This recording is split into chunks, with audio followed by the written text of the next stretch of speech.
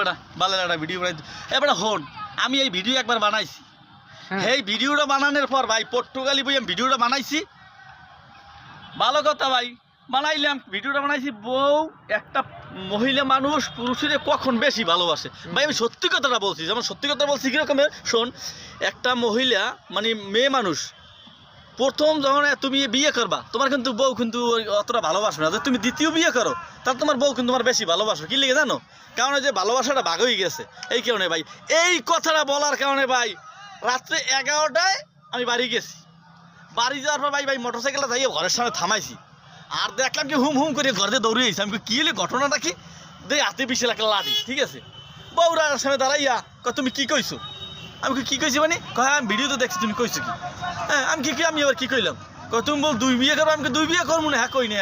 আমি এখন তোমাকে হাত ধরি পাও ধরি ভাই কি কই ভাই আরে ভাই কি যে ভিডিওটা ভিডিওলে বুঝছো হেই এবার আবার কা ঘরে থাকতে দেবে না ক ভাই এত মারার পরেও আবার কা ঘরে থাকতে দেবে না কথা হলে এই ভিডিওটা কেন করা ঠিক হইবে ক ভাই তুই ক